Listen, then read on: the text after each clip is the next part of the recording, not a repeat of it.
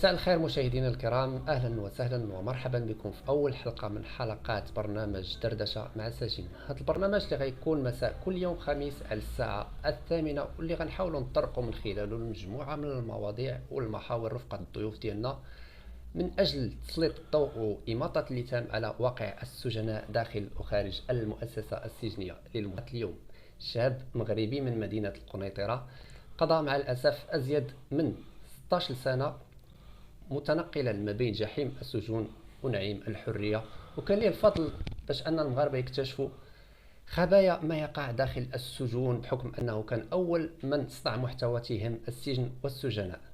باسمي وباسمكم تنرحب إلياس قراري. كنشكرك بزاف على المقدمه الرائعه اللي تبارك الله وصل بي فيها بحث، والحمد لله قدرني الله يعني نقدر من بعد ما دوزت داك المشاكل كلها، يعني قدرت نرجع للمكانه ديالي من خلال الكونسيبت ديال السجن والكلام ديالي عليه والمشاكل اللي كانت وقعت داخل السجن. قدرنا الحمد لله نعطيو واحد الميساج من خلال الافلام ومن الفيديوهات اللي حطينا في هاد 4 سنين. الحمد لله. مرحبا، انا راه الاشاره ومستعد نجاوب على الاسئله ديالك دو ا ا زد. الحقيقة احنا اللي خاصنا نشكرك لأنك أولا استضفتينا في هذا المكان الجميل وقبلتي الدعوة ديالنا بصدر رحب. شكرا لك خويا إلياس. قبل ما نتعمقوا أكثر في النقاش نبغيو نعرفوا السادة المشاهدين أكثر على شخص إلياس. إذا كان ممكن تكلم لنا باقتضاب على جزء من سيرتك الذاتية. الياس قراري انسان بسيط عادي، يعني كبر وسط عائله محافظه كتكون من 6 ديال الافراد، منهم الاب والام والخوت. عندي واحد الاخ توفى كرم الله يرحمه مسكين، والام ديالي استاذه ديال التعليم، كانت استاذه التعليم دابا متقاعده، والاب ديالي كان موظف في السكك الحديديه حتى هو دابا الان متقاعد. شنقول لك، يعني الانحراف كان سببه هو الطيش قبل ما نمشيو للانحراف إلياس، انطلاقا من هذه النبذه اللي عطيتينا على حياتك، تسمح لنا نطرحوا عليك واحد السؤال اللي غيكون هو الاول في هذا المحور. شنو هو العامل الرئيسي اللي قلب حياتك رأسا على عقب وخلاك تغوص في هذا العالم ديال الانحراف والإزراء؟ صراحه العامل يعني الاساسي اللي خلى الياس انه ينحرف، لان اصلا العائله ديالي حتى واحد فيها ما كان منحرف، او الاسره الكبيره ديالنا مثلا. انا كنقول الفقر والظروف الاجتماعيه اللي كانت بين الاب والام، يعني في ذاك الوقت، يعني الصغر ديالي انا اللي كان عقل عليه زوين في حياتي عاودته وقلت شي حوايج عشتهم في صغري. الناس كيقول كيفاش انت يا امك استاذه في التعليم والاب ديالك موظف وعشتي الفقر وبعتي ميكاساك ودرتي بزاف الحوايج. تنقول لهم راه فوالا، انا راه عشت واحد البيريود عشت فيها انسان نورمال، ولكن وصلت ل5 سنين 6 سنين بديت كنشوف راسي فعلا في الزنقه، كنبيع ميكاساك، تنقي الحوت السردين في السويقه. علاش؟ لان كان ديفورس، كان طلاق بين الوالده والوالد، وكانت الحياه ديالنا الاولى كنا عايشين نورمال، يعني صافي كتشوف راسك بانك عندك واحد لا ستابيليتي في الحياه. مي موراها كتشوف راسك انك اللي كاري لكم كيبغي يجري عليكم، كتلقى بان امك مسكينه غارقه كريديات وما عندهاش باش تصرف عليكم، كتلقى بان باك عايش حياته في بلاصه اخرى، كتلقى راسك ما عندكش كيدير حتى تصور ما تاكل، يعني حتى باش تقرا وتمشي للمدرسه كتلقى راسك كتمشي بحوايجك مقطر عليهم الشماع، عاقد سروالك بسلك، يعني كتشوف راسك بانك عايش في واحد الظروف اللي كتخليك تخرج للزنقه تكتشف راسك فيها. يعني الانحراف راه ما كيجيش انك انت قررتي باش تنحرف، وانما انت كتكون ضحيه لذاك الانحراف، لانك كتجر ما كتكونش البيئه اللي ما كتكونش بيئه محافظه عليك.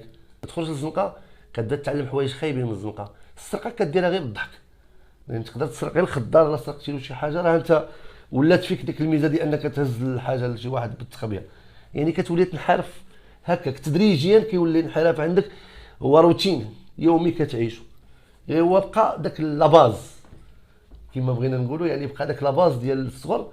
الوغ واخا بدا داك الانحراف كيتطور، مي عندك دوك لي برانسيپ ديال الوالدين وديال التربيه، كتحاول انك تخدم الذكاء اكثر من اللي تخدم التحرميات. علاش؟ لانك كتشوف راسك بان الذكاء ديالك غيخليك تلبس مزيان، ويخليك تعيش مزيان، ويخليك تاكل مزيان، وفي نفس الوقت كتلقى لي برانسيپ ديال راك ما دايرش شي حاجه اللي كضر فريمون.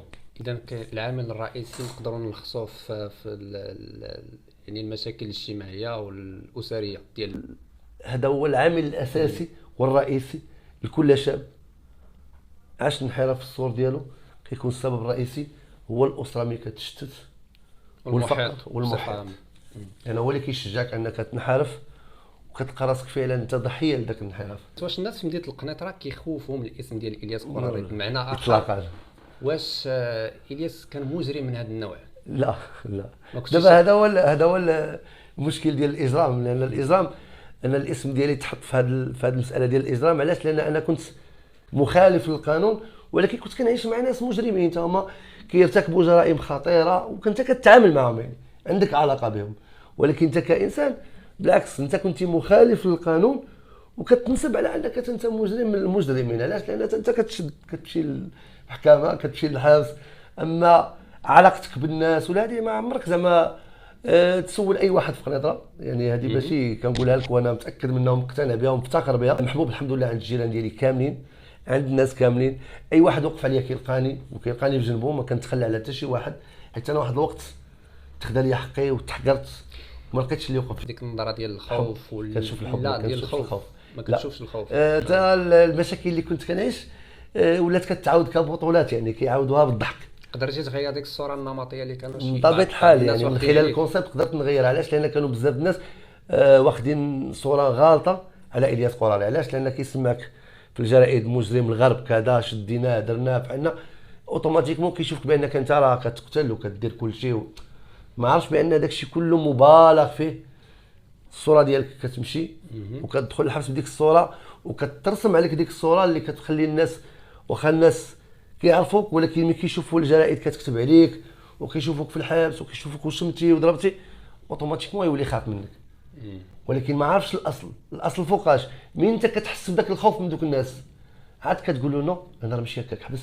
كان عندك شي لقب خاص في مدينة القنيطرة دابا؟ اللقب ديالي هو الاسم ديالي الياس قراري. إلياس قراري. ما كان لقب في الاول كانوا ملقبيننا غير في الحومه ولاد المعلمه. علاش؟ لان الوالدين اللي كانت في التعليمه ولاد المعلمه. ولاد كنا المعلمه ثلاثة الخوت، كان يونس وكرم الله يرحمه. الله يرحمه ويسع عليه. سؤال اخر ربما عمره ما تطرح عليك، مرحبا. اللي هو واش فايت لك قضيتي مدة شي عقوبة حبسية او سجنية رفقة شي معتقل سياسي؟ صراحه راه بزاف، يعني ماشي دوزت مع سياسيين، دوزت مع ارهابيين، مع سلفيين، دوزت مع اباطره ديال التجاره في المخدرات. يعني اسماء زعما شي اسم ديال شي واحد ما نقدرش نقول لك الاسماء بالضبط، وانما كانوا صحفيين، كانوا سياسيين، كانوا محامين، كانوا دكاتره، يعني كانوا ضباط ديال الجيش، كانوا اختلسوا شي اموال ديال شي ميزانيه كانت عطاتهم وكانوا معايا في مكناس. لا نهضر على الاعتقال السياسي، يعني الاعتقال على خلفيه الاراء السياسيه. خلفيه الاراء السياسيه ما نكذبش عليك مثلا، ولا واخا كتجلس معاهم في السجن، يعني ما كانش معك شي واحد في الزنزانه؟ لا كانوا معايا بوليس، كانوا معايا تجار مخدرات. شنو تقدر تقول لنا الياس على الاعتقال السياسي اليوم في المغرب؟ واش هو كاين اصلا؟ واش هو موجود ولا حيت كاين بزاف ديال الجهات كتنفي وجود معتقلين سياسيين؟ واحد النقطه انا نشير لها بالنسبه للمعتقل السياسي، كنا كنسمعوا لها حنايا في واحد الحالة. اما دابا معتقل سياسي كتلقاه معتقل بحال اي حق عام داخل السجن. هذه من جهه. علاش؟ لان ما بقاش عندنا داك التمييز داخل السجن. يعني كتلقاهم تجار اباطره ديال المخدرات كتلقاهم حق عام، يعني بحال سجين عنده نفقه. المعتقل السياسي ولو يكون عنده واحد الفكر سياسي او مشكل عنده علاقه بالسياسه، فهو ملي كيدخل للسجن كيقضي عقوبته مع السجناء الحق عادي. فوالا هادشي اللي بغيت نقول. عندك شي تعليق على قضيه الصحفيين ثلاثه؟ توفيق بوعسرين صراحه ما عنديش شي فكره بالضبط. سليمان ريسوني قريت شي حاجه عليهم في السوشيال ميديا، ولكن ما عنديش بالضبط شي راي زعما اللي نقدر نفيدك به في هذه المساله هذه. ننتقلوا للمحور الثاني واللي غيكون عنده علاقه او خاص بحياه الياس في السجن. الياس، كيفاش كان شعورك اول مره تطأ فيها اقدامك يعني مؤسسه سجنيه او داخل المؤسسه السجنيه؟ باش نقول لك، يعني هو شعور غريب شي شويه. يعني كتكون ما خايفش اول حاجه، لان والتهمه كتكون عارف راسك بانك غتمشي للحبس. يعني جلستي واحد 4 ايام في كوميساريه متهم بواحد التهمه اللي فعلا انت كنتي ناوي ترتكبها وما ارتكبتيهاش، ولكن لقيتي راسك طعم فيها وعرفتي راسك داخل حاقد من الاول بانك غتعيش واحد المعاناه قاسيه. يعني كنتي موجد راسك اوتوماتيكمون انك غتواجه مع واحد المؤسسه اللي ما عمرك دخلتي ليها في 17 عام ديك الساعه، وكنت متهم باختلاس اموال الدوله. يعني قلتها با مال دو فوا في بزاف ديال اللقاءات، لان فهمتيني الحاجه اللي كتقال وكتعاود يعني كتكون عندها بصمه في حياتي، لان كان هذاك اول اعتقال ودوزت فيه تقريبا واحد شهر ونص ولا شهرين، ودوزت احداث يعني دوزت مع الدراري الصغار يعني في اللاج ديال 17 عام. البيبي البيبي كيسميوها البيبي. كيسميوها البيبي. كيفاش كان شعورك اول وجبه غذائيه كانت تقدمت لك في السجن؟ شنو هي اول وجبه غذائيه؟ المشهور هو العدس. العدس. العدس يعني هذوك المواد الاساسيه يعني وجبة هو العدس. القطنيه يعني العدس، لوبيا، بصاره، كيديروا لك الحريره مثلا في العشيه، تيديروا لك مورسو ديال الدجاج ولا مورسو ديال اللحم. يعني كان الاكل بجوده مزيانه ولا؟ لا ما تقدرش تجزم وتقول جوده مزيانه ولا خايبه. حنا الماكله اللي كتجي ديال السجن يعني كيكون عندها واحد الطعم خاص. علاش؟ لان هما كيراعيو مثلا الناس اللي عندهم طونسيون، اللي عندهم السكر، يعني اوتوماتيكمون انت اي ماكله ديال الحبس غتشدها كيخصك تعاود طيب. كتعجبك الماكله ديال لا، لان ما كانش عندك الماكله، ما كانش ديك الساعه ما كانش الباني. دابا فاش ما بقاتش القفه الزياره وداك الشيء ما بقاوش كيدخلوا لك الباني، اش كدير؟ تضطر باش تاخذ ديك الماكله ديال السجن كدير فيها شويه ديال العطريه وزيت البلديه وكتعاود طيبها مره اخرى باش كتحس شويه لوغو مختلف كوميم. سبق لك وصرحتي الياس انك درستي في السجن. نعم. الاعلاميات. درست الاعلاميات. السجين واش متاح للسجين انه يقرا في السجن؟ اكثر من واش برا. جميع السجون فيها اكثر من برا. ما مرافق في نقولش الانسان؟ جميع السجون، من اغلبيه السجون اقسم بالله. يعني هذه ماشي زعما كنفتخر بها، يعني فعلا هي اللي نفعتني بعد انا اصلا باش بدلت حياتي. انا راه الفكره ديال التغيير عندي انا في 2011. انا راه المشكل ديال المشاكل ديالي اللي كانت عندي مع الامن هي اللي ما بيناتش التغيير ديالي. علاش؟ لان كانت باقي عندي المشاكل معاه. اي مؤسسه كتدخل لها كتلقى مركز خاص بالتكوين بما فيه الاعلاميات، كاين حتى النباتات، كاين حتى الهندسه الفلاحيه، كاين تقريبا التخصصات كلها اللي كاينه في كل تكوين كاين في اي مدينه كاين داخل المؤسسه السجنيه، غير اللي بغاش. يعني كيوفروا لك جميع الشروط ديال القرايه، يعطيوك باش تقرا الادوات التسجيلات كيعطيوهم لك هما. كانوا المساجن شي بطبيعه الحال بزاف ديال المساجن اللي تنقول لك انا. واحد الظاهره كانت كتعجبني فاش كنت في سونطرال، ديك الساعه كنت كندير نجاره. علاش؟ باش نجي انا لسونطرال كنت انا ما تشديت انا في قنيطره، والتخصص ديال النجاره هو اللي ما كاينش في بزاف ديال المدن. باش انا نبقى غير هنا في نفس المدينه طلبت اني ندير التكوين ديال النجاره وداوني للسجل المركزي. واحد الديكور اقسم بالله، يعني كل صباح انا كنشوفو ملي كنكون داخل كتلقى عرفتي مساجن بزاف، يعني اكثر من 120 ولا 140 ساجين، منهم ناس كبار مسنين دايرين لي كارطابل وكيتمشاو مع 8 الصباح غادي للمدرسه اللي غادي للتكوين. هي كتكون فرصه باش الانسان ينسى شويه الزنزانه كينسى الزنزانه وفي نفس الوقت كيتثقف راسو وكيوعي راسو وكيعمر راسو. ودايرين تحفيزات بخصوص هذا الامر، يعني اللي كياخذوا الشواهد كيستافدوا من العفو الملكي. يعني اي مبادره كيستافدوا منها صحاب الشواهد والناس اللي كيقراو. علاش؟ لان هذيك البادره مهمه تكون في السجن، والصراحه لان هذه اول حاجه دارها صاحب الجلاله من ما تولى على العرش. هي 2002 ولا 2001 بدا المراكز التكوينيه ورعايه اللاحقه والمؤسسه محمد السادس لاعاده الادماج. يعني هاد الحوايج انا بعدا شخصيا نفعوني، لان داخل في السجن كتلقى الانحراف والمشاكل والقمع ديال الموظفين، ولكن التكوين كتلقى الانسان. الوغ يعني ملي كتلبس داك البدله ديال التكوين وكتدخل كتحس براسك انت ماشي في الحبس. غادي نوصلوا من كتلقى بعد اساتذه القمع ديال الموظفين. مرحبا. بغيناك توصف لنا الكاشو الياس، كيفاش كان الكاشو اول اللي قضيتيها في الكاشو؟ كيفاش كانت؟ صعيبه شي شويه، سيرتو بالبرد. انا عاود لك واحد لاسين وقعت لي في مكناس. بس واحد كنت دابس مع واحد الموظف ودفعته وتهرس لي من كتفو يدخل الكاشو، وانا ديك الساعه كنت يلاه داخل في شكايات معاهم، وكنت حاولت ننتحر وضربت راسي، تعديت على راسي، كنت ضربت الحمي كامل. اين اله؟ هذه في الحبس على حاده ديال هادو الماكينه ديال الحسانه زيزوارات تيكونوا متوفرين ما متوفرينش، يعني كتقدر توفرها لراسك. علاش؟ لان كيخليوها تدخل باش تحط، يعني كيحطوها هي في واحد لوسونس ديال الحلاقه وانت كتمشي تهزهم باش تخدم بهم لحاجه اخرى. كنت ديجا ضارب راسي، وكان ديك الساعه شهر 3 ولا شهر 2 وكان البرد. فاش تزايدت مع داك الموظف الهضره دفعته وتهرس من كتفو وقال لك والو خصك تدخل الكاشو، وانا مريض وكلي مخيط. قال لك خصك تدخل كيفاش ديال الكاشو؟ الكاشو عباره عن غرفه فيها مترو على مترو ونص تقريبا ديال الطول ولا 2 مترو. يعني المساحه، انا كنهضر على المساحه ديال الكاشو، واحد المساحه صغيره يعني مترو ونص على 2 مترو طواليت حداك. شحال المده اللي قضيتي فيها؟ 45 يوم.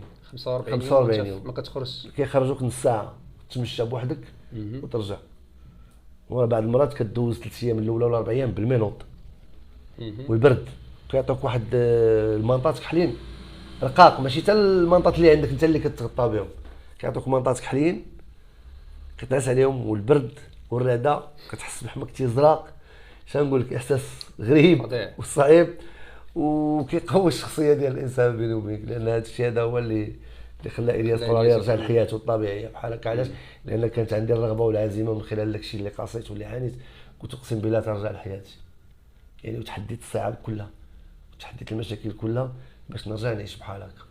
حيت بصح ديك الطريق ما صالحه حتى شي واحد اخي. ما تنصح حتى شي واحد انه يسلك هذا مستحيل تنصح شي واحد انه بالعكس. انا وليت كنقول الانسان امر الله هو يتصالح مع راسو ويزيد يكمل، ما يوقفش عند شي مشكل ويقول صافي حياتي سالات.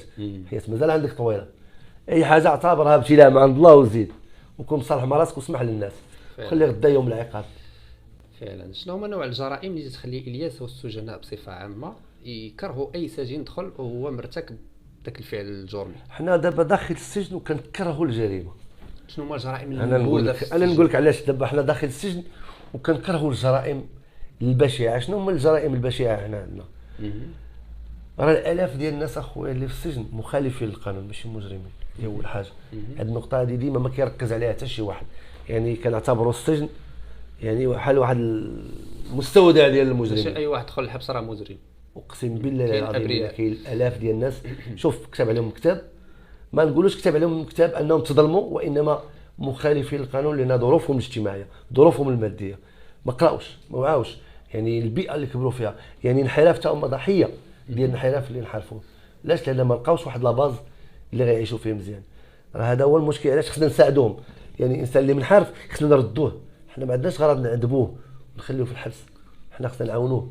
داكشي علاش انا ضد هذه المساله ديال ان السجن نشوفوا على شكل طابو ونشوفوا بانه مجرم. نو، لا انا تنتكلم لك اخويا الياس على الجرائم المنبوذه اللي كيدخل بغيت نجي لك نفس السياق، ولكن بغيت نشرح لك واحد النقطه. كيدخل واحد السجن ما كيكونش يحملو حتى شي واحد. انا نشرح لك، انا غندير شي جريمه على برا، ولكن فني كيدخل الحبس ما كيحملوش الناس بطبيعه الحال. انا نقول لك هاد النوع ديال الجرائم شنو هما بالضبط؟ كاين هما انواع.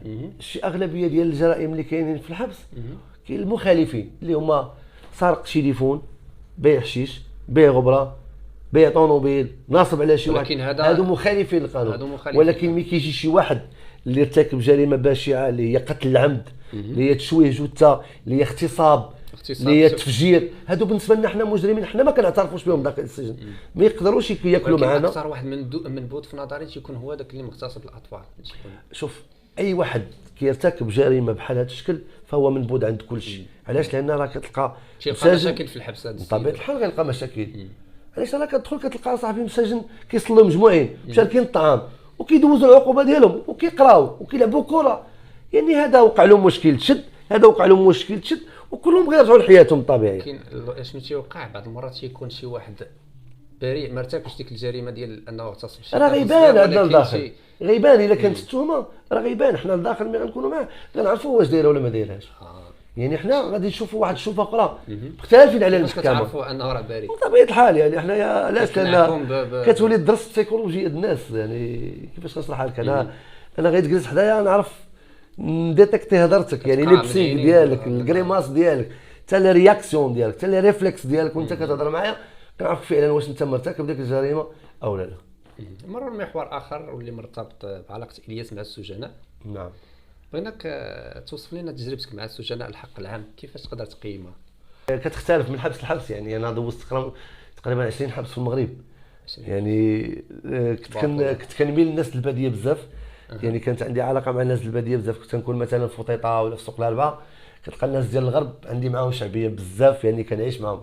كنديروا سميتو التورنوا ديال الكره، كندير المسرح معاهم، كندير الموسيقى. كاينوا مشاكل، كيكونوا بعض المشاكل من الخلافات كيكونوا عندي في بعض المدن، يعني مثلا سلا، الرباط. كان المنطق ديال القبيله يعني ملي تيدخل واحد كانوا باقي شويه. يعني بحال كيتكونوا احزاب. يعني كتلقى مثلا ملي توقع شي عراك ما بين شي جوج ديال السجناء، تيجي هذا ولد حومتي الاخر ولد مدينتي. ضروري. علاش؟ لان كيكونوا مثلا في شي حبس بعيد كتلقى مثلا كاين احزاب، كتلقى مثلا ولا سليمان بوحدهم ولا سيدي قاسم مكونين حزب ولا دقليط راه هكاك، وملي تيكون شي خلاف عند شي واحد من هادو كيضطروا باش يدخلوا الاطراف الاخرى مع الاطراف الاخرى. الا عرفنا نحدوا المشكل راه كيتحد، ما عرفناش حدوا راه كتدخل الاداره هي تحل المشكل صافي، وكيقوموا بالترحيلات ديال كل واحد وكيحلوا المشكل. الياس باقي ضبط الليكسيك ديال الحبس، بمعنى اخر اللونغاج ديال الحباس. لونغاج الحباس انايا عشت فيه ولكن ما عمري ضبطته كلونغاج، يعني ما عمري اعترفت به كلونغاج. مثلا شنو هو البي بي؟ البي بي هو الاحداث، غير هو في المصطلح ديال الحبس تيقول لك البي بي هو الدراري الصغار، هذوك غير بيبي الشنابر ديال البيبي. ولاد بنيكس، ولاد بنيكس هذوك هما الناس اللي ساكن اللي ما كيزوروش، ما كيجيش كيسميوهم ولاد بنيكس، كيسميوهم اكس. خويا انا عاود بنيكس، يعني ولد بنيكس انا ما كيجي عندي حد. الكريه العقده عند كل سجين، لان كل صباح كيسمع الساروت والدقه ديال الكريه وكتحل عينك على الكريه، يعني خاصك تنوض لابيل سميتو يعني فهمتيني. فوالا الكريه عندها واحد الطابع في شكل كتقيس كل سجين. علاش؟ لان كتفكروا باصعب الاوقات، يعني واخا كتفكر بزاف الحوايج زوينين عشتيهم في الحبس، ولكن ملي كتقول له الكريه كيشوف فيها بان سد عليه ومخليه يتحرك، يعني يعني حريته هذيك. ما عينتي في السجن الياس، ومن القصص اللي كنتي كتسمع في نظرك شكون هو اخطر سجين مر في التاريخ ديال السجون المغربيه؟ ما نقدرش نجم لك نقول لك اخطر سجين، ما كاينش اخطر سجين هذا في المغرب. ما سمعتي؟ شوف شكون هما اخطر السجناء اللي كتعرف انت؟ من ناحيه الجرم ولا من ناحيه الذكاء ولا من ناحيه شنو؟ كل شيء، الجرم والذكاء والتعامل مع السجناء. يمكن تجمع لان كان الذكاء ما يكونش الجرم، يعني ما تقدرش تحكم. يعني بالنسبه للسلفيه الجهاديه كانوا ارهابيين اللي داروا جرائم كبيره. بحال شكون؟ فكري مثلا، امير الدم هذا كان عشت معاه في تيفلت وعشت معاه في سونترال، غير سلمت عليه خديت 10 ايام بكاشو عليه. كان عنده تقريبا شي 5 ارواح، قاتل شي 5 ولا 6 ارواح ما عقلتش بالضبط. قتلهم كان كيجاهد فيهم على برا، كان جاهد فيهم وكان قتلهم، وكان تشد في الاول ديال السلفيين وتحكم بالاعدام. وانا كنت تلاقيته مره جوج تلاقيته في سونترال في السجن المركزي، وتلاقيته في السجن ديال تيفلت. هكا داز بيني وبين واحد الحوار. انا كنت في الانفيرموري وهو كان حتى هو جاي ياخذ شي دواء ديال، ولقاني مضروب وقال لي راه عندي واحد الكينات نعطيهم لك. صافي ودازت هاد الهضره بيني وبينك وانا ما كنت عارف عليه حتى شي حاجه، يعني فهمتيني. بان لي بالقاموس والحياه تعاملت مع سجين عادي. حتى المراعاه قالوا لي لا هذاك راه ملقبينه بامير الدم. انطلاقا من تجربتك الشخصيه دائما وفي تقديرك خويا الياس، شنو هو اخطر سجن في المغرب؟ ما كاينين 3 ولا 4 يعني تيقول لك السجن هادو من ناحيه الحراسه، من ناحيه الحال من بعد السجن ديال تازمامارت هذاك ما كاينش. تازمامارت ما كاينش دابا شي جديد سميتو تازمامارت هذاك ما بقاش ولا غير اسم فهمتيني يعني. اما بالنسبه دابا كاين مول البرقي اسفي كاين تولا الجوج، كاين سلاجوج. شنو الوضع ديال الخطوره ديال الجوج؟ ماشي خطوره وانما لا ديسيبلين، يعني الانضباط. كيكونوا انضباطيين. كيكون انا نقول كيكون هوت سيكوريتي. علاش؟ لان كيختاروا حتى الاسماء اللي كيجيو مثلا يقدر يدير شي محاوله فرار ولا كتسموها الفازو. ابار الفرار هو انما النوعيه ديال السجناء اللي كيكونوا في هذا السجون كيكونوا كيشكلوا خطر على سجون اخرى. علاش؟ واحد العنصر اللي خطير غيأثر على هذوك السجناء وغيأثر حتى على الموظفين. كيضطروا باش يديو لواحد السجن اللي تيكون هوت سيكوريتي باش يمكن لهم يراقبوا عن كتاب وكذا وهذا باش ما يخلقش مشاكل. يعني هاد السجون داروهم لبعض الاسماء، بعض الناس اللي فعلا كيشكلوا خطر على مؤسسات عاديه اللي كتلقى فيها روتين هادي ما فيهاش مشاكل ما فيهاش خلافات، كيجيبوهم كيدخلوهم لهاد السجون هادو. يعني هادو اللي معروفين بزاف اكثر. عندك مول البرقي، تولا الجوج، سميتو هذا سلاجوج وتيفل الجوج. مروا المحور اخر واللي عنده علاقه السجين بالموظفين ديال السجن. واش السجين تيتعرض للعنف من طرف الموظفين، وكيفاش يتعامل السجناء مع هذا النوع ديال الممارسات؟ ما ناخذوش في ذاك لو سونس عاوتاني دابا، حيت بعض المرات لا ولكن كاين العنف. شوف العنف كاين فين ما مشيتي. موظف مع سجين اقسم بالله العظيم كنتي ترونكيل راه ما تلقاش مشاكل مع الموظف. حيت دابا حنا ما نحددوش، حنا الا غنهضروا على دابا ما شحال هادي لا كان نهضروا على شحال هادي كان العنف. كان بالعنف باش كيقدروا يتحكموا في السجين. يعني بداك الغوله ديال الموظفين في ذاك الوقت هي اللي كتخلي السجين يتردع. علاش؟ السجين كانوا صعاب ديك الوقت، مي دابا لا. دابا فهمتي اللي كتلقى السجناء اللي صعاب، هذاك السجين اللي داخل سوق راسو لا ما يمكنش يجيو يتعدى عليه، ما تيتعداوش عليهم. لا انا ما كنجيش بشي واحد، انا ما كنبدا حتى شي واحد، وانما فريمون هذا لوجيك كنامن به. كطيح في ولاد الناس. تقدر تلقى موظف خايب كيتعامل خايب كيسب مع الجميع. تلقى الموظف كلهم الاخرين زوونين. يعني شنو غدير؟ تعمم هذوك الناس كلهم بسبب هذاك خاين اللي خايب. ما يمكنلكش. يعني دابا انا غنبغي نهضر على شي موظف خايب وكنلقى 20 موظف عزيز عليهم انايا، عزيز عليهم، بغيت كيتعاملوا معايا باحترام، فهمتيني، ماشي ننتقد ذاك، ولكن هذاك دابز معايا فيهم. عمرك كلهم خايبين. شي موظف دابز مع موظفين بزاف. في الاول كنت شويه مجهد، ما كنبغيش اللي يهينني ولا، الموظفين كانوا داخلين سخان جداد، فهمتيني، هاد الراجل كيبغي يدفعك، تيبغي يغوت عليك، كيبغي يخسر معاك الهضره. انا ما كنتش كنتقبل هاد المساله. حضرتي لشي واقعه تعرض فيها شي موظف لشي عنف من طرف شي سجين؟ لا، حضرت في السونطرال. موظفين صراحه دراوش تعرضوا لواحد الاعتداء شنيع من طرف سميتو واحد السجين. واحد الموظف وجدي مسكين كان شاف بوست، كان شد العسا بالليل، وكان تيجي مسكين بالليل يطلع ليا وكيهضر معايا. داكشي كان وقع له مشكل مع سجين قدامي وتضرب ومات. واحد الدري جمال تا هو ما فضلتو قدام غير تنقول لك الهضره اللي واقع. انا هاد جمال مات بكيت عليه، موظف ساكن حدانا، اقسم بالله الا نهار شافهم كيتعداو عليا في السوق الرباعي الا بقى تيبكي. هو مشى كيرغب المدير قال له الدراري راه درويش ما تعداوش عليه، حيت كنت جيت مدابز مع الموظفين القنيطره وشدوني ديال سوق الاربعه وبقاو تيقتلوا فيا عصا، وهو شافني كناكل عصا بقيت فيه، هو في الكاريطه شاد السلاح. مشى كيطلب المدير قال له راه داك الدري راه درويش. ومورا دازت المده ولقيته في الكوميسار، لقيته في سونطرال خدام هذاك الدري، وكنتلقاه يوميا وتضرب مسكين وتشلل. موراه عاد مات مسكين. كنضربوا هذاك الدري اللي كان قتل رئيس المعقل وقيله في مكناس. شنو الاسم ديالو جو ما عقلتش. اللي كان ذبحو ابراهيم انزا. ابراهيم انزا. انا قتل جوج موظفين كنت حاضر انا. وكيفاش تيولي الحبس فاش كتكون شي جريمه بطبيعه الحال؟ يعني كتكون بحال لاغت، يعني البيبان ما غيتحلوش، الماكله غتفرق عليك في البيوت، كلشي كيبقى في بلاصتو.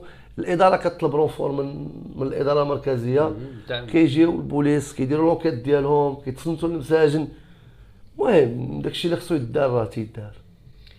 الياس، علاش في نظرك المندوبيه ديال السجن حاليا ولا الاداره سابقا ما اجتهدتش باش انها تلقى الحل مساله تصنيف السجناء؟ تلقى مثلا شاب محكوم بشهرين لا، هو التصنيف حاطينه مع واحد عنده 30 عام. اسمح لي قاطعتك. التصنيف دابا المشكل هو دابا حنا بعض المرات حيت هادشي دابا الاداره ما كتعطيناش واحد الملخص ديال شنو كدير الاعمال ديالها، يعني هما داكشي كيدوز ديسكري. دابا انا اللي كنقدر نناقشوا معاك داكشي اللي كنعيشوا معاهم حنا. خويا راه عذبنا التصنيف، شكون اللي قالها لك؟ لا، تتلقى واحد عنده شهرين مع واحد عنده كتلقى هادشي كاين. دابا راه ما بقيتيش تلقاه. انا قلت لك عذبني التصنيف كل شهرين 3 شهور تقول لي راه التصنيف اخويا. صحاب الف صحاب با يفهم. دابا انت الياس مثلا لا قدر الله محكوم بواحد 30 عام وحاطينك مع واحد عنده شهرين داخل مسكين على انا ما يكونش عندي الفرق. لا، بالنسبه ليه هو غيكون عنده الفرق، متفق معك. ولكن دابا الاداره ما اجتهدتش باش انها دير موالين شهرين مع شهرين، موالين عامين مع عام. لا دابا راه فات الاجتهاد اللي دابا. راه قلت لك انا التصنيف راه محلنا حنايا. علاش محلنا؟ لان سيرتو من بدايه ديال 2011 2013 ما كاينش شي حاجه ما فيهش التصنيف الا الاكتظاظ هو اللي كيقضي على التصنيف. ملي تيكون الاكتظاظ في الحبس، الطاقه الاستيعابيه ديال الحبس ما كتهش، الوكيل تيقول لك انا ما يمكنش لي نطلق الناس متهمين، ومدير الحبس يقول لك انا ما نطلقش عباد الله، والحبس كيعمر، وكتلقى المشكل ما كيبقاش التصنيف. اما التصنيف يعني الاكتظاظ هو المشكل اللي هو المشكل الاساسي واللي كيحاولوا يقلبوا له على حلول. علاش هاد السياسه ديال بناء السجون علاش ما يكونوش بناء مدارس ولا بناء مستشفيات اكثر من تلقاو دابا يلاه تحل واحد؟ لا المدارس خصهم يتبناو، والمستشفيات خصهم يتبناو، والسجون حتى هما خصهم يتبناو، لان هذه طبيعه ديال الدوله. يعني حنا ما نقدروش نعرفوا. الدول المتقدمه مثلا في السويد ولا في النرويج ولا حيت كانت عندهم فكره سابقه باش انهم قدروا يدمجوا دوك السجناء وما يرجعوش للسجن. ما بقاش عندهم حباسات، يعني ما حنا صعيب شي شويه باقي حتى حنا يجي واحد الوقت تقدر تكون عندنا. علاش لا؟ ما نطمحوش لها. بالعكس انا التصنيف، بالعكس انا حضرت التصنيف راه محنونه فيه. صحاب التهم مثلا الف باء على حسب التهمه ديالك، على حسب الجرائم، على حسب المخالفات ديالك. كنتي كدير المخالفات كيلقاو عندك الممنوعات كيصنفوك مثلا باء، كيديوك لواحد كارتي كلهم صحاب باء. مثلا صحاب الف كتلقى اللي ما عندوش، عنده عقوبه وحده، ما عمرو تشد في الحبس، ما عنده حتى شي مخالفه. كتلقى مثلا جيم، كتلقى الناس مسنين بوحدهم، كتلقى لي جون اللي مخالفين بوحدهم. هذه المساله هذه يعني انا بعدا تجربه عشتها في بزاف ديال السجون. عشتها في تيفلت، عشتها في سميتو في سميتو هذا اللي حدا بن سليمان، الشاب بن سليمان، الشاب في مكناس تولال واحد. يعني التجربه ديال التصنيف عشتها انايا با مال دو فوا كاين. مزيان. ننتقل لواحد السؤال اخر اللي يجيك غريب شويه، شنو الفرق ما بين الفتره ديال بن هاشم وما بين الفتره ديال التانك؟ فتره زمنيه هي قصيره ياك، ولكن المعنى ديالها كبير. يعني كان واحد الديفلوبمون غادي كان في اداره السجون. يعني اداره السجون فاش صبحت مندوبيه يعني شنو الحوايج اللي تبدلوا؟ شنو تبدلوا الاطر، تبدلات الاستراتيجيه ديال الاشتغال ديالهم، تبدلوا هما في الطريقه ديال سياستهم الداخليه ديال السجن، تبدلات يعني وعطات الاكل ديالها. يعني فهمتيني، يعني الاداره خدمات ما بقاتش. بقى حاليا التجاره في الممنوعات في وسط السجن لا، قلت بواحد الشكل كبير. الا لقيتي تلقاي واحد الجزئيات قليله في بعض البلايص. كانوا موظفين عايشين مع السجناء. دابا لا، دابا تزيرت بزاف. دابا كلشي ولا يخاف على راسو، المدير كيخاف على راسو، الموظف كيخاف على راسو، المسجون كيخاف على راسو. بحال شحال هادي لا، ما كانش الرقابه. داكشي كان كلشي يقدر يدير اي حاجه. دابا نو جو بونس با انا بنادم يقول لك بان راه كاينه السيبه في شي بلاصه وفيها كلشي وهادي غيكذب عليك.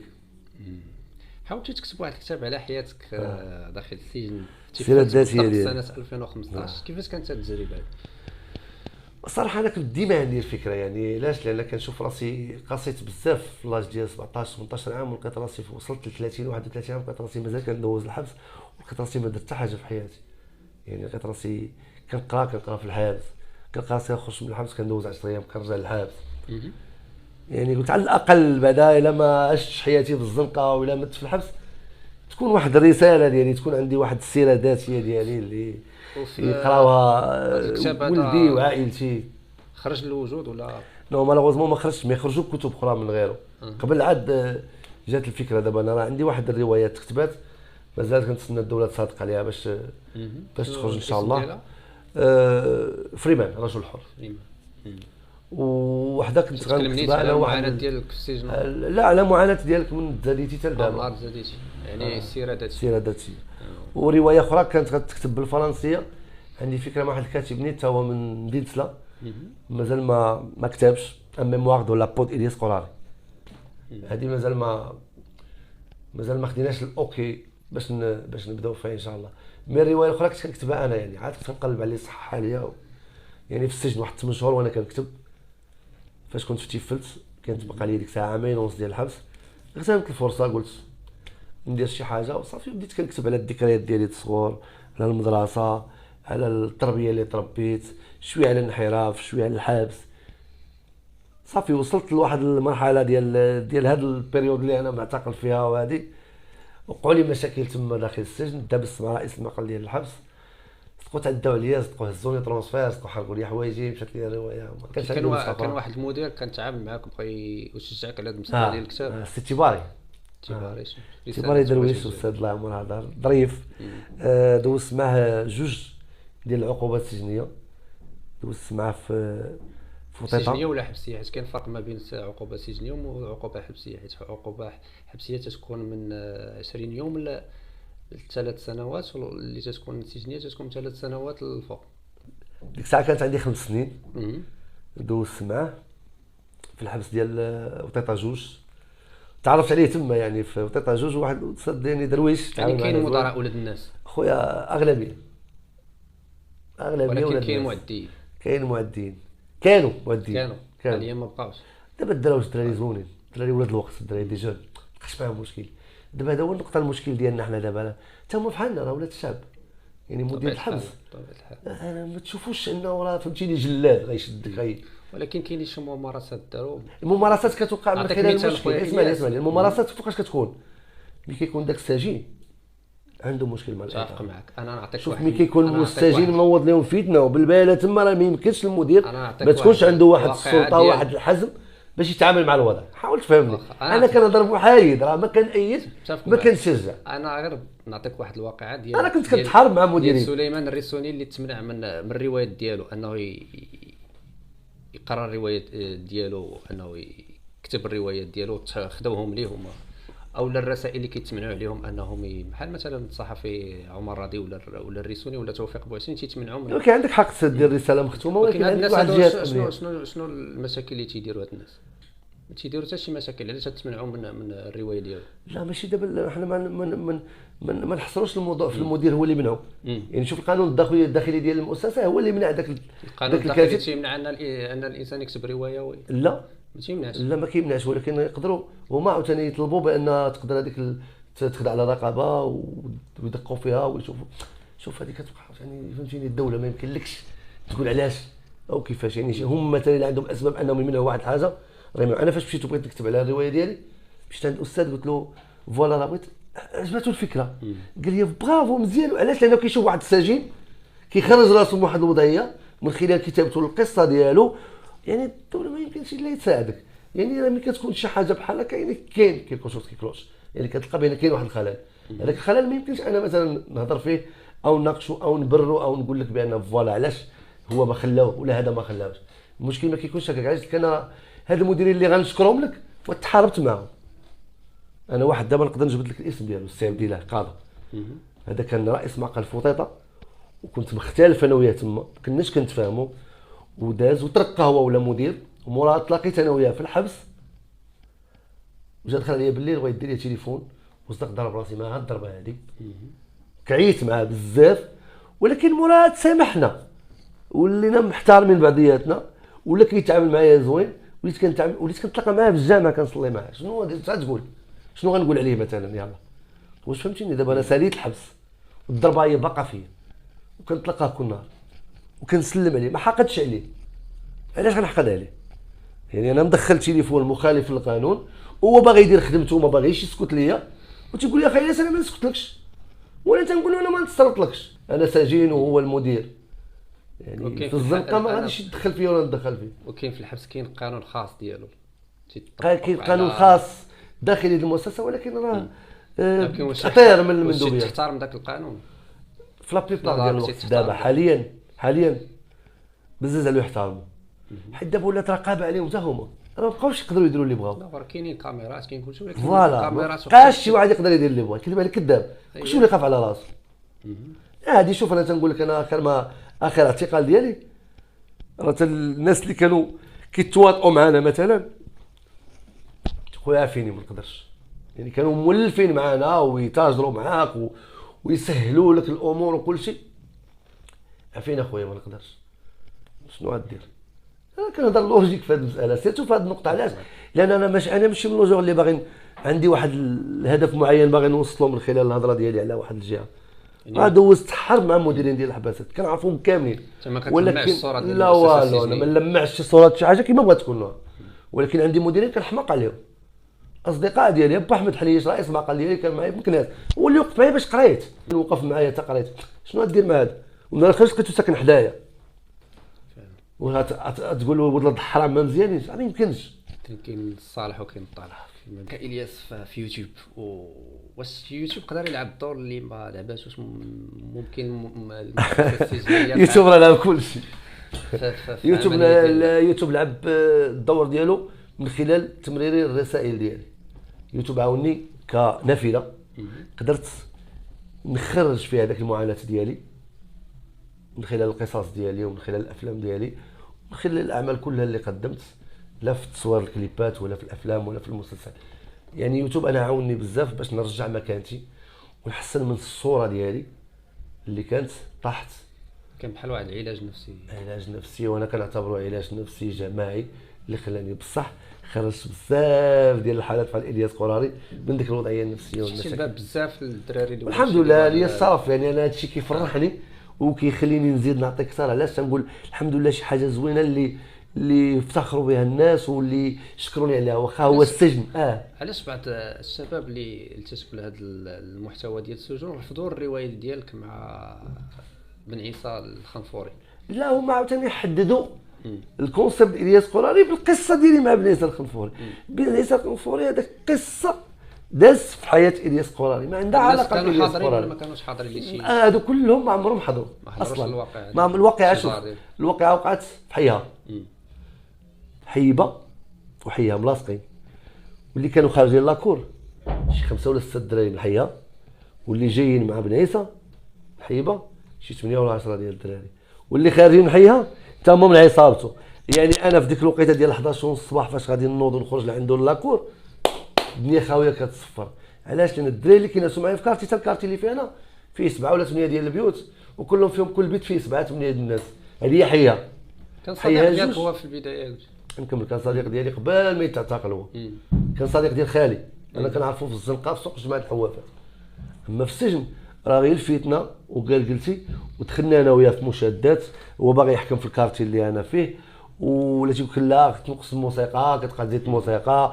هو دابا ولا تيصلي ولا ملتزم وكذا ويصوم اثنين وخميس، ولا بغى يطبق على كل شيء داكشي اللي قال له راسو.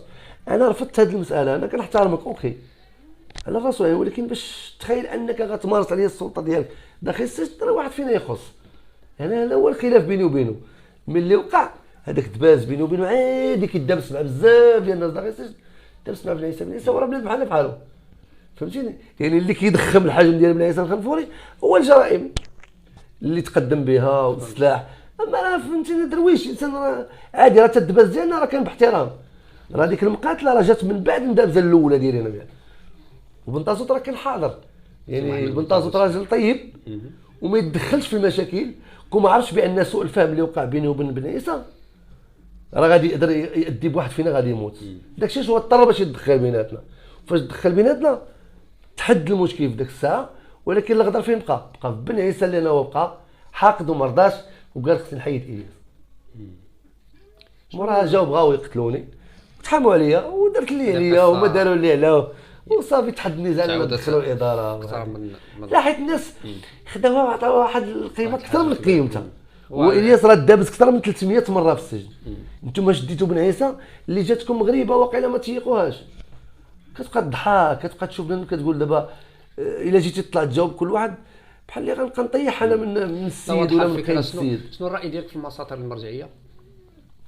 خويا المساطر المرجعيه ما خصهاش تكون. هي الدمار الشامل. كل واحد عرف قانوني، هي نورمالمون ماشي هي عرف قانوني، ولكن بالنسبه لنا حنا في المغرب خويا راه فعلا انا 10 سنين ديال الباطل انايا بسبب المساطر المرجعيه. اقسم بالله 10 سنين الاخرى يعني من بعد عداوتي مع الامن. انا من بعد عداوتي مع الامن شي نهار الهضره واخا ما بقيتش كنبغي نهضر فيها.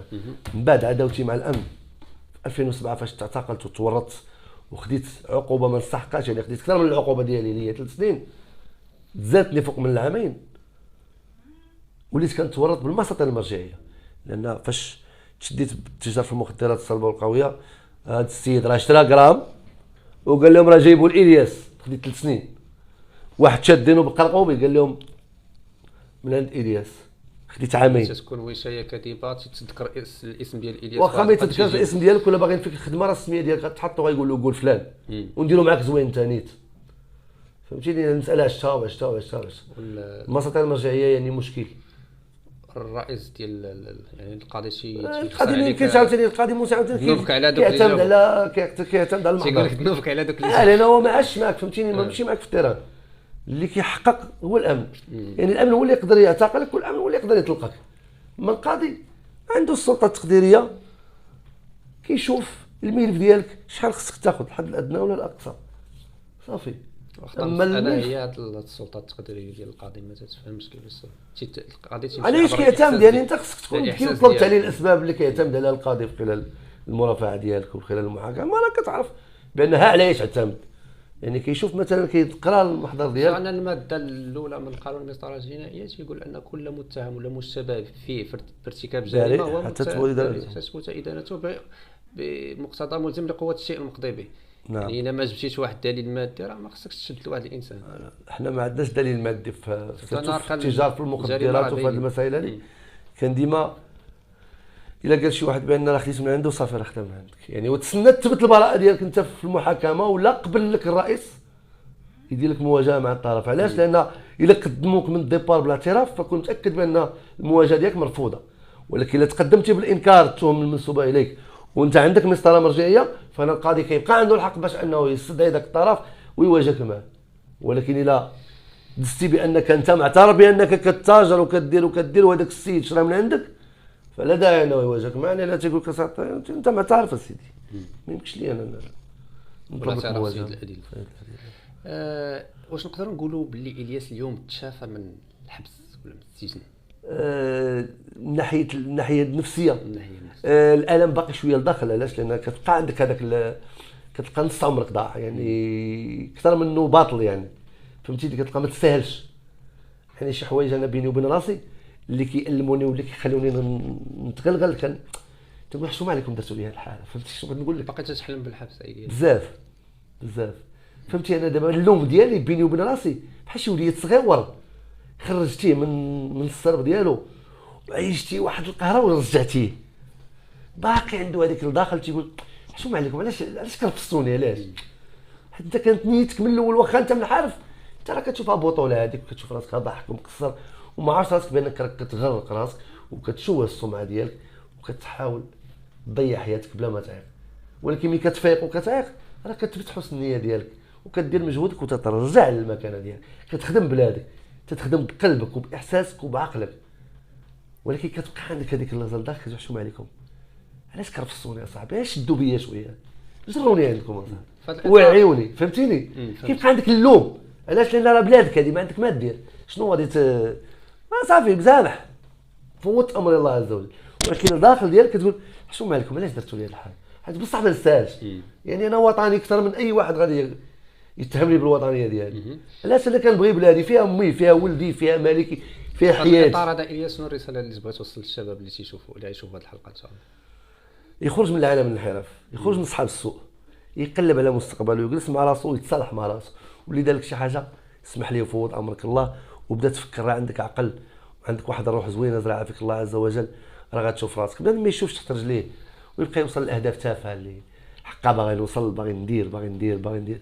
كنا كنقولوا هذه الهضره وكنا وصلنا لداكشي كله اللي وصلنا ليه، ولكن كيبان لك داكشي كله خاوي. الا باغي وصل عمر ايمانك، عمر قلبك بالايمان وقرب الله عز وجل. هادشي اللي نقدر نقول لواحد، لان الانحراف اخويا راه ضياع يعني. واخا توصل فيه ما عرف شنو طبيعه الحال بزاف بقى ترجعني دابا لذاك العالم. انا بقى ترجعوا لي والو 17 عام فيها 20 حبس اخي، 20 حبس في المغرب كلها معاناه. خليني نقول لك انا ملي كنقول لك كتجي ساهله بالهضره.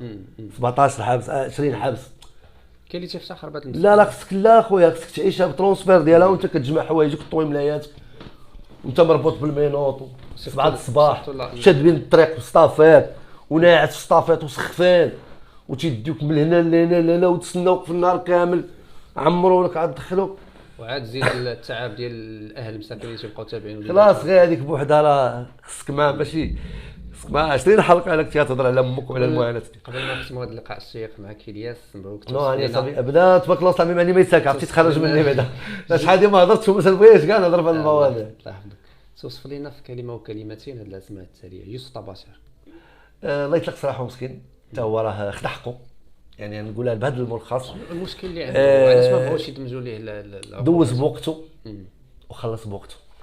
هاد الكلمه هذه تقالت لي انا بغيت نقولها لك. تعرفوا شخصيا دوزتي؟ شخصيا تنعرفو، تلاقيتو في السجن جوج مرات في قنيطره، تلاقينا غير باساجي. انا كنت جاي مواجهه هو جاي مواجهه، سلمت عليه الدري طاب عنده وليداتو مسكين يعني فريمون بارك عليه، فهمتيني؟ يعني خص يكون حل في داك الملف ديالو، خص يدمجوا له دوك العقوبات يخرج بحاله. يعني هذه هي اللي نقدر نوجه لذاك السيد، لانه مسكين راه شارجوا عليه بزاف، كيبقى انسان في الاخر يعني دابز مع مدير اوكي دابز دار مخالفات، ولكن راه كيبقى انسان، راه حتى هو انسان زوين. ملي كتجي تقلب راه النفس ديال امه هي اللي فهمتيني؟ النفس شويه قاصحه. سونطرال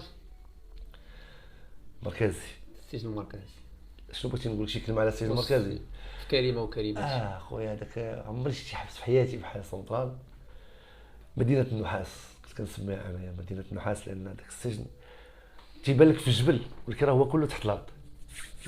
يعني كتهبط ملي كتدخل للسجن كيبان لك السور عالي في الجبل، ولكن راه كتدخل كتضرب واحد 18 درجه واقيلا حتى تدخل السونطرانيه ديال كيف الميوديتيراتي، ديك الهيوميديتيراتي واحد البروده ما نقولكش. انا لازم خديتو من السونطرال. يعني المشكل ديال الحساسيه تعلمت بزاف ديال الحوايج في السونطرال اللي ما عمري تعلمتهم في شي حبس اخر.